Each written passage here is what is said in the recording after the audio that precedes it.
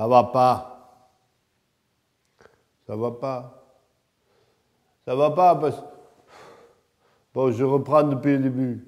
C'est-à-dire que voilà, il y a des archéologues qui, sous un monticule de terre, quelque part au Mexique, il y a des archéologues qui ont dégagé une pièce, vous voyez, et il y a 3 murs sur 4 qui sont couverts de peinture, d'inscriptions, bon voilà. Et d'après leurs travaux, et un truc sérieux, tu vois, qui va paraître dans des revues sérieuses, eh bien, il s'agirait de la pièce de travail d'un scribe, machin, bidule, bon, voilà. Mais surtout, ils ont décrypté un nouveau calendrier maya. Voilà. Et ce calendrier repousse la barrière du temps sur plus de 6000 ans devant nous. Oui, vous m'avez compris, pour peu que vous ayez suivi l'actualité, je dois vous le dire, c'est un drame. La fin du monde n'est pas pour décembre 2012. Voilà.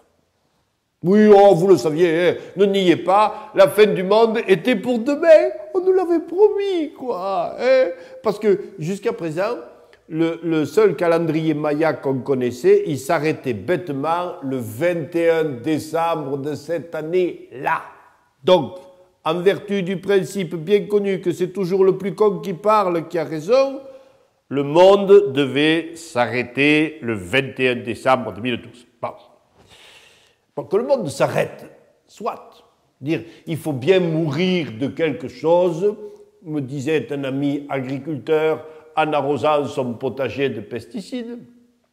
Mais quand même, il y a d'autres frappadingues qui avaient décidé, de manière unilatérale d'ailleurs, que les chanceux qui seraient à la date fatidique sur le pic de Bugarache seraient sauvés par une improbable, mais très kitsch, intervention extraterrestre. Vous me suivez là, hein? Ouais, vous voyez le truc, hein? Alors, entendons-nous bien, hein, que le capitaine Spock vienne sauver les élus et 4 perdrix grises sur le Bugarache. Bon, mais la cata, c'est cette histoire de calendrier à rallonge chez les Mayas.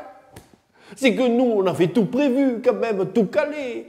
La baraque à frites, hein, les t-shirts, Bugarache 2012, j'y étais, tu vois, quand même. Le photographe au pied du chemin qui tire les portraits aux candidats élus, mais voilà, tu vois. Et même quelques guides au pied sûrs pour les amener là-haut, sur l'héliport à soucoupe volante.